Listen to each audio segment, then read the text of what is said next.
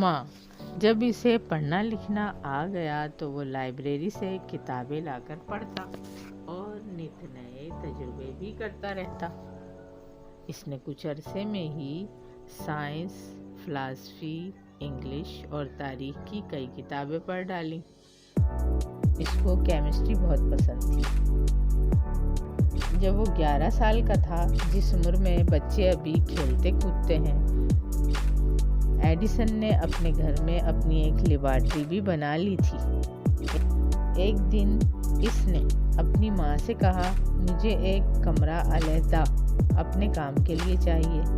تب اس کی ماں نے اسے تہہ خانے میں ایک کمرہ دے دیا جس میں وہ اپنے تجربات کرتا۔ مختلف قسم کی شیشیاں اس نے اس کمرے میں سجا رکھی جن میں کیمیکلز، تیزاب وغیرہ تھا اور ضروری کتابیں اور نوٹس وغیرہ بھی رکھے تھے۔ ایڈیسن کے والد کو اس کا لیبارٹری میں کام کرنا اتنا پسند نہ تھا، اس لیے بھی انہوں نے اس کو کہا اگر وہ تاریخ کی ایک کتاب پڑھے گا تو وہ اس کو 10 سینٹ دیا کریں گے۔ ایڈیسن ان سے ہر کتاب پڑھنے کے 10 سینٹ لے کر جمع کرتا اور ان پیسوں سے جا کر اپنی لیبارٹری کے لیے مختلف کیمیکل لے آتا۔ اور مزے کی بات یہ ہے کہ اس کے پاس تقریباً 200 کیمیکلز تھے جن پر اس نے پوائزن یعنی زہر کا لیبل لگایا ہوا تھا تاکہ کوئی انہیں ہاتھ نہ لگائے۔ اتنا ہوشیار بچہ تھا۔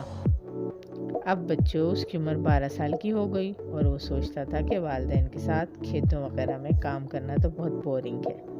اس لیے اس نے اپنے والدین سے کہا کہ اسے کہیں اور کام کرنے کی اجازت دی جائے۔ اس نے ٹرین میں اخبار اور ڈاکیاں بیچنے کا کام ڈھونڈ لیا اور یہ کام کرنے لگا۔ دیکھا آپ نے، اس کے نزدیک کوئی بھی کام چھوٹا اور بڑا نہیں تھا۔ پنکی، یہ تو اچھی بات ہے نا ماما، بچوں کو بھی بچپن سے ہی کام کرنے کی عادت ہونی چاہیے۔ بے شک وہ اپنے گھر کے چھوٹے چھوٹے کاموں میں ہی حصہ لے، جیسے کہ میں گھر کے اور بھائی کے کتنے سارے ہی کام کرتی ہوں، پنکی نے فرضی کالر جھاڑتے ہوئے کہا۔ والدہ: ہاں بھائی، میری بیٹی تو بہت محنتی ہے۔ ایڈیسن صبح 6:30 بجے ٹرین میں سوار ہوتا اور شام کو 7 بجے گھر آتا تھا۔ ٹرین چونکہ ایک شہر سے دوسرے شہر تک جاتی تھی تو اس کے پاس کافی فالتو ٹائم ہوتا تھا۔ اس دوران وہ کتابیں پڑھتا رہتا تھا۔ وہ ایک چھوٹا سا بزنس مین بھی تھا۔ ایک دن اس کو خیال آیا کیوں نہ اپنی آمدنی بڑھائے۔ اس کے لیے اس نے وہاں کے کسانوں سے پھل اور سبزیاں خرید کر ٹرین جن جن شہروں میں رکتی وہاں پر بیچنی شروع کر دی، جس سے اس کو اچھی خاصی آمدنی ہو جاتی۔ امریکہ کے شہر میکسیکو سے جدید ٹرین چلتی تھی تو آخری اسٹاپ پہنچنے کے بعد 6 گھنٹے کے وقفے کے بعد دوبارہ واپس آتی تھی۔ ان 6 گھنٹوں کے وقفے میں ایڈیسن شہر کی لائبریری میں اپنا وقت گزارتا اور نوٹس بنا لیتا۔ پنکی، دیکھا، یہ تو بالکل میری طرح کا نکلا۔ میں بھی اپنی ڈائری میں خاص خاص باتیں نوٹ کر لیتی ہوں۔ والدہ ہنستے ہوئے: ٹھیک ہے نا، اس طرح تمہیں زیادہ یاد بھی نہیں کرنا پڑتا۔ اچھا اب آگے سنو۔ کچھ عرصہ قبل مشیگن اسٹیٹ میں ٹیلی گرافی کا استعمال شروع ہوا تھا جس سے ٹرین کنٹرول کی جاتی تھی۔ تھامس نے اس زمانے میں ٹیلی گرافی بھی سیکھی۔ چونکہ وہ کم سنتا تھا تو یہ کام اس کے لیے آسان تھا، کیونکہ اس میں پیغام نقطوں اور لائنوں کی مدد سے دیا جاتا تھا جس کو بعد میں ڈیکوڈ کر کے پڑھا جاتا تھا۔ اس کی دلچسپی اس میں آہستہ آہستہ بڑھتی گئی اور وہ اپنا کافی ٹائم ٹیلی گراف سسٹم کو بہتر کرنے میں گزارنے لگا۔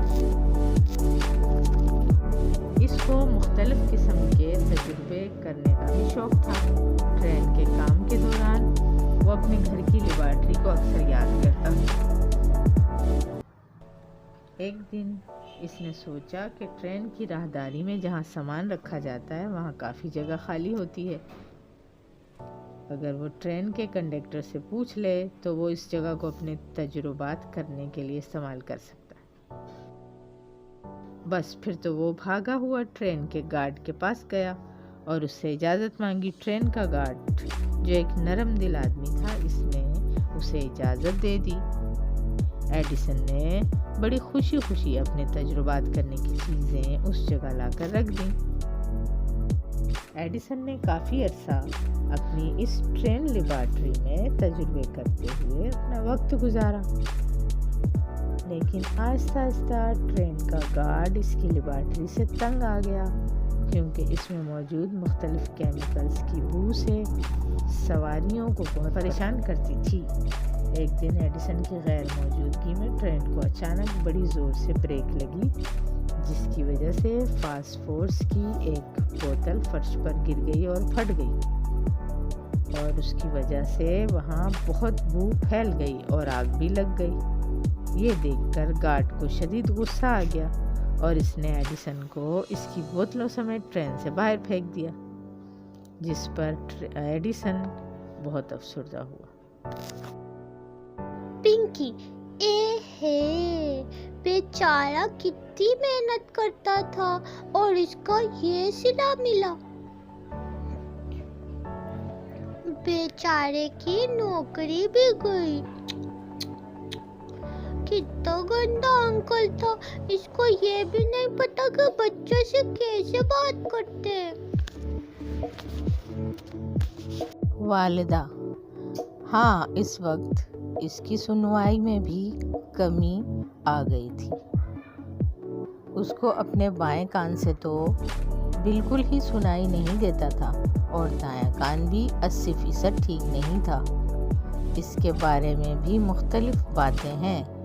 کچھ لوگوں کا کہنا ہے کہ یہ مسئلہ اس کو بچپن میں کسی بیماری کی وجہ سے ہوا تھا، اور کچھ کہتے ہیں کہ ٹرین میں آگ لگنے کے حادثے کے بعد ٹرین گارڈ نے اس کے کان پر اس زور سے مکہ مارا جس وجہ سے وہ بہرا ہو گیا تھا، لیکن اس کے باوجود اس نے اپنی اس کمی کو اپنی کمزوری نہیں بننے دیا۔